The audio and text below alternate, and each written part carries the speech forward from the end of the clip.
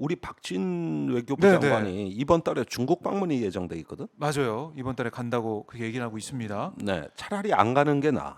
안 가는 게 낫다. 이 상황에 그래요? 아니 중국 근데 가서 뭔 얘기할 거예요? 중국과 지금 관계가 좀 소원해질까 봐. 왜냐하면은 네. 최상목 경제수석이 스페인 가가지고 네. 탈중국 선언 얘기를 하면서 그렇지. 여러 가지 또 파장을 불러왔잖아요. 네, 뭐 그거 말고도 뭐 그 뒤로도 예. 저 한덕수 국무총리가 얼마 전에 대정부 질문에서 중국 경제는 꼬라박고 있다. 아우 나의 아니 근데 국회 본회의장에서 참 들을 수가 없는 그런 표현인데 이런 게 나와가지고 좀 깜짝 꼬라박고 놀랐습니다. 있다. 이런 식으로 취급을 해버렸거든. 그래서 내가 네. 그 저기 내 중국 대사 쪽의 입장을 비공식적으로 확인했어요. 그래요? 네, 시마이밍 주한 중국 대사. 네. 예. 그 최근에 지인을 만났더라고. 그래가지고 내가 그 물어봤어. 뭔 얘기 하더냐. 네. 그러니까 한숨부터 팍팍 쉬더래. 제발 윤석열 정부가 자극적인 얘기 좀 안 했으면 좋겠다. 벌써 몇 번째냐 선거 때부터 해가지고. 네. 뭐 시리즈로 하면 읊어보면 끝이 없잖아요. 뭐 우리나라 뭐 청년들은 중국 싫어한다. 뭐 또 문재인 정부가 중국에 굴욕 외교를 했다. 네. 뭐 이러는 것부터 해가지고 하하. 뭐 지금의 그 꼬라박고 있다라는 표현까지 이제 나오니까 대사가 죽겠는 거야. 이 자극적인 얘기 좀 그만해. 나 대사 노릇하기 너무 싫어. 나 어떻게 해? 참 그러니까 맞기도 어렵고. 이 싱하이밍 대사가 예. 지한파에다 친한파라고 그렇겠죠. 외교관이고. 예. 그러니까 죽겠는 거야 지금. 이거 맨날 본국에 보고하려니 이제 환장하겠는 거지. 어떻게든 이제. 계를 계속 잘 유지하고 싶은데 그게 안 되니까. 근데 안 되는 한국이 상태니까. 자극적인 발언 골라서 또 한단 말이야. 그런데 네. 지금 박진 장관이 문제는 뭐냐면은 중국에 가기 전에 예. 그 청문회 때나 어떤 국회에서 수없이 얘기한 게 사드 산불 정책을 폐기하겠다.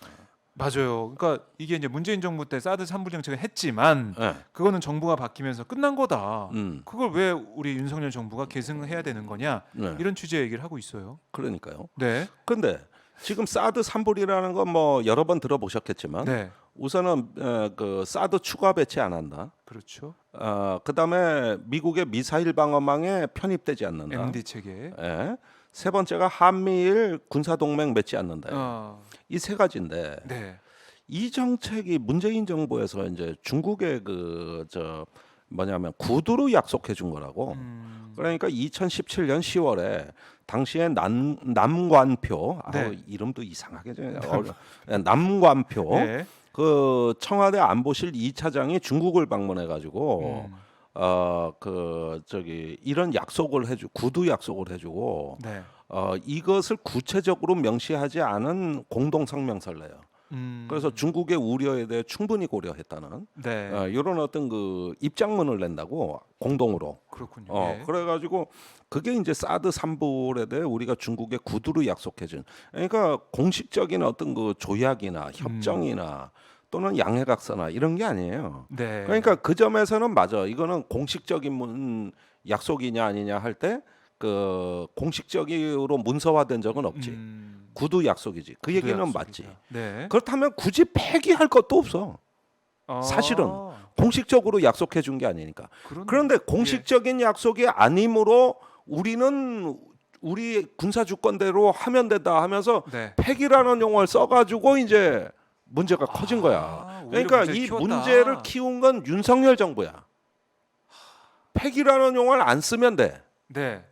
그런데 사드 산불 굴욕적 외교 폐기하겠다 이래놓고 네네. 뭐 약속도 아닌 약속인데 폐기하면 어떠냐 이렇게 돼버린 거지. 그러니까 말이 꼬인 거야. 이렇게 되니까 문제를 점점 키워놨단 말이에요. 네. 이건 중국하고 한번 갈등을 불사하겠다는 어떤 그 표현으로 읽힌다고. 그런데 그러면은 역으로 한번 얘기를 해보자고. 네. 미국의 미사일 방어망에 들어갈 거예요? 한미일 삼국 군사 동맹 체결할 거예요? 그다음에 사드 추가 배치할 거예요? 다 이거는 지금 당장 할 게 없어. 할 게 없는 건데. 왜 없냐? 예. 사드는 배치하려도 배치할 사드가 없어. 추가 생산된 게 네. 없고 미군도 무장이 덜 돼 있어. 네. 미군 사드 대대에도 아직 공급이 안 돼 있다고. 지금 한국에 배치할 여력이 없어요. 네. 지금 괌에 배치하기로 한 거 한국 성주에 들어온 거예요 이게. 용도를 바꿔서. 급해서. 괌은 네. 아직도 없어. 아하. 그러니까 이런 면에서 네. 지금 어차피 금방 사드 안 들어와. 음. 그다음에 미국 미사일 방어망에 새로 들어갈 일이 없어. 음. 그다음에 한미일 뭐 지금 공동 군사 훈련하는 문제도 아직 입장을 못 정했어. 네. 그렇다면 폐기하고 말고 할 일이 없는데 굳이 사드 산불 폐지한다고 해서 전선을 딱 만들어 가지고 자존심 싸움을 하게 만들어 놓는 이런 비외교적인 네. 이런 걸 해놓고 이제 중국에 간다 그러니까 지금 중국이 난리요. 난리예요? 뭐라고 하던가요? 중국이? 중국이 예. 외교부 대변인 발표예요. 네. 그때 이 사드 산불을 얘기한 그 목소리가 아직도 귀에 생생하다. 정부는 연속성이 있어야 되고 예. 하나의 국가는 어떤 정권이 바뀌더라도 연속되는 정부다. 그런데 윤석열 정부가 뒤집어 엎겠다고 그런다. 네. 그러면서 저기 각을 세워버린다. 완전히? 각을 세워버리면서 야. 조목조목 얘기하면서 네. 이러면 우리도 대응할 수밖에 없다. 그러니까 이게 무슨 얘기냐? 결국 그 뭐 중국이 꼬꾸라진다, 뭐 탈중국한다 그러더니 사드 산불한다 이러면서 일부러 중국을 자극하는 듯한 이런 어떤 그 상황까지 가면 이건 이제 싸움 걸기거든요. 굳이 이렇게 할 필요 없는데 사실. 아니 사실은 이유가 없는데 이유는 없는데. 그게 윤석열의 저 3월에 예. 대통령 선거 전략이었단 말이에요 이게. 그러니까 그 당시 그 관성이 있는 거라고. 문재인 정부 정책 이게 어떻게 보면은 국민의힘에서 주장해왔던 게 이른바 친중 정권이었으니까 그렇지. 그걸 다 이제 뒤집는. 아니 윤석열 그 당시 후보가 네. 남녀 갈라치기 하고 또 친중 반중 갈라치기 하고 네. 오로지 그냥 국민 여론을 쪼개고 갈등을 만들고 대립시켜서 그 덕에 대통령이 된 사람이란 말이야. 그렇게 풀어낼 수가 있겠네요. 그렇게 해서 이거를 선거 과정에서 네. 이런 어떤 쪼개기 갈라치기를 신념화해 버렸으니 이거를 이제 처음으로 대중국 외교 무대에서 그러면 진짜 어떻게 될까? 말을 안 할 수도 없고 예. 그리고 박진 외교부 장관은 이거 분명히 입장 표명하겠다는 거고 하하. 허허 이거 참 그러니까 없는 문제를 가공의 현실을 갖고 싸우는 거라고. 네. 그런데 중국 입장에서는 예. 이 사드 문제는 한중 간에 해결된 문제가 아니라 봉합된 문제라고 표현을 하거든요. 네. 사드 문제는 종결이 안 됐다는 거예요. 중국 입장에서는요. 그래가지고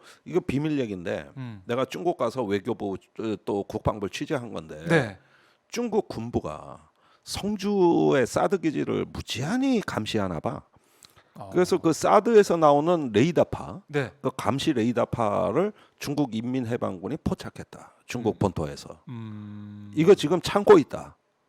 이 얘기 나온 게 이제 문재인 정부 때 2019년에 내가 들은 얘기고. 네. 한중 전략 대화가 그때 차관급 국방 차관끼리 복원이 되자 제일 첫 번에 우리 박재민 국방부 차관한테 꺼낸 얘기가 이거예요. 이거. 우리 인민해방군이 계속 항의하고 있다. 이거라고. 그런데 에이 뭘 그래 이미 사드 산불 약속했잖아. 우리 잘 지내기로 했잖아. 이미 봉합된 걸 왜 꺼내? 이래가지고 수면 아래로 잠가놨던 거예요. 근데 그게 지금 이제 다 드러날 수가 있는 거야. 지금은 이제 이걸 보는 거거든요. 그렇죠. 네.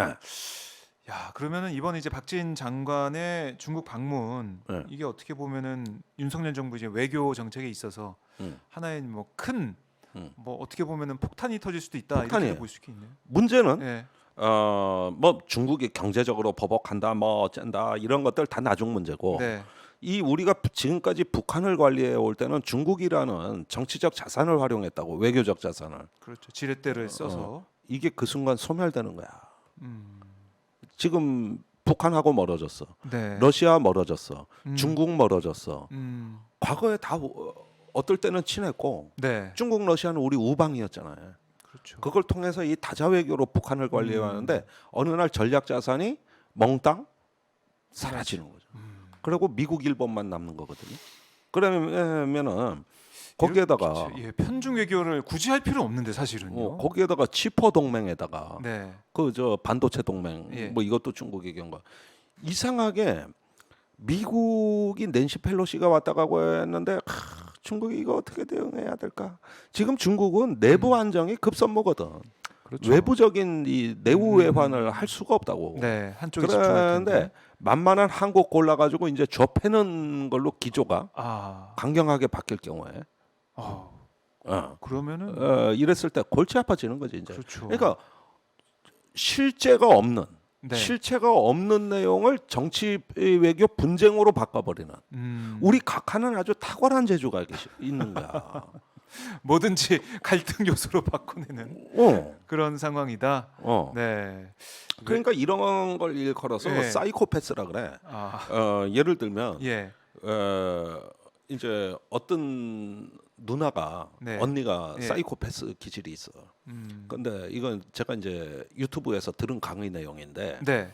그 동생이 아버지가 응급실에 실려가서 그래가지고 급히 죽을 고비를 간신히 넘긴 다음에 언니한테 전화를 해가지고 네. 언니 아버지가 응급실에 실려갔어. 그런데 이제 다행히 넘겼고 아버지 지금 무사하셔. 이제 응급실에서 병실로 옮겼어 하고 언니한테 얘기를 해줘. 그러니까 너 수고했다. 여기까지 좋아. 네. 잘했다. 근데 그 다음에 이제 뭐라 그랬어요, 이런 언니가? 말이 튀어나와. 예. 너 왜 응급실에 있을 때 전화 안 하고 병실로 옮긴 다음에 전화야? 내가 그렇게 우습게 보여? 이제 이렇게 나오는 거야. 그러면은 할 말이 없. 동생 입장에서 숨이 턱 막혀. 그렇죠. 이제 엉뚱한 거를 그거를 끄집어내서 이건 너 비난하는 나 거지. 무시하는 거지. 이런 건덕질 만드는 거야. 그런 모습이 지금 정권에 좀 보이고 있다 이런 그러면서 말씀이시네요. 남들을 괴롭혀. 그래가지고 고슴도치처럼 이게 네. 가시가 많이 나 주변 사람들 찔려서 다 피를 철철 흘리게 만들고 네. 가는 데마다 틀어버리고 가는 데마다 사람 괴롭히고 가끔 그런 분들이 계셔. 네. 그런 모습이 좀 보이고 있다. 근데 왜 없는 말로 다 매를 버냐고. 애시당초 조곤조곤 네. 동티나지 않게 관리하면 됐을 문제예요.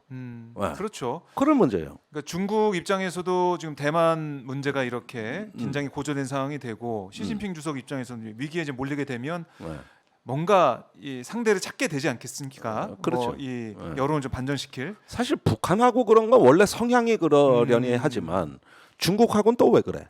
그러니까요. 그러니까 우리가 이제 당할 수도 있다. 그런 이 면에서. 사드 논쟁은 유령 논쟁입니다. 네. 만약에 우리가 지금 한미일 군사 동맹을 맺자는 미략이 있다면은 이게 사드 산불해설을 우리가 초월하는구나. 그럼 지금은 입장 표명해야 되겠구나. 네. 중국이 싫어하지만 어쩔 수 없구나. 아하. 뭐 이런 건덕지라도 있으면 한번 그런가? 네. 이러는데 모르지. 혹시 우리가 모르는 미략이 있었는지, 그럴 수도 있겠지만. 뭐가 있었는지 모르지만. 그런데 도대체 한미일 상국 군사 훈련을 하는 것도 아니고 우리가 한미일 상국 군사 협력을 하자 그래도 일본이 거부하고 있고. 네. 그래가지고 아무 일도 안 일어났는데 왜 싸우냐고?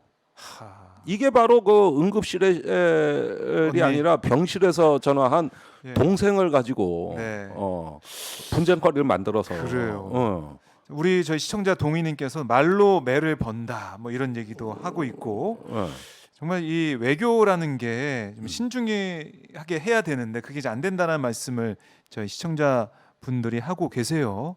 그만큼 외교가 어렵고 민감한 부분인데 우리는 글쎄 이게 좀 쉽게 하는 것 같아요. 더 중요한 거는 박진 외교부 장관은 이제 그 선거 때 그 윤석열 대통령의 입장을 대변해서 그런 입장 표명을 했다 그러지만 사실 외교부는 중국을 조심스럽게 관리해 왔어요.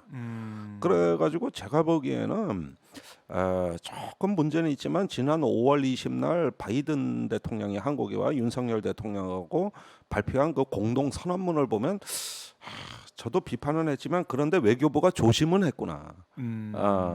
어떤 레드라인을 안 넘으려고 이런 느낌은 좀 들어. 그래요. 그걸 윤석열 대통령이 다 망쳐버린 거야. 그 이튿날 CNN하고 인터뷰에서 중국이 비합리적이라 그래 버렸잖아. 맞아요. 이 말 한마디로 다 중국의 조심스러워하던 신중한 행보가 다 깨진 거예요. 그러니까 예를 들면 우리가 손님 왔는데 불편한 손님이지만 부담되는 일은 있지만은 근데 좋은 음식 대접해가지고 기분 안 나쁘게까지는 그럭저럭 관리해놓고 이렇게 했는데 네. 다음 날 딴 데 가가지고 그 되게 많이 처먹대. 먹는데 쩝쩝 소리 나대. 뒷담화하고. 이래가지고 모처럼 대접한 거 다 갈아 마셔버리는. 그런 일이 실제로 5월에 일어났단 말이야. 네. 거기 그러니까 싱하이밍 대사 죽겠다. 좀 저기 예. 이제 이런 발언만이라도 좀 조심해 줄 수 없냐. 이럴 지경에까지 왔으니 네. 박진 장관의 이번에 방중에 대해 가지고 이게 어떤 꼬락서니가 벌어질지 네. 생각만 해도 모골이 송연하고 아주 거시기 하다 이 얘기입니다. 제 지켜봐야겠네요. 예, 낸시 펠로시 의장의 대만 방문, 거기에 이제 대응하는 중국의 모습, 또 북한의 움직임까지 보게 된다면 우리 외교가 정말 중요한 상황인데 박진 그래서 장관의 지금 행보 이 봐야겠어요.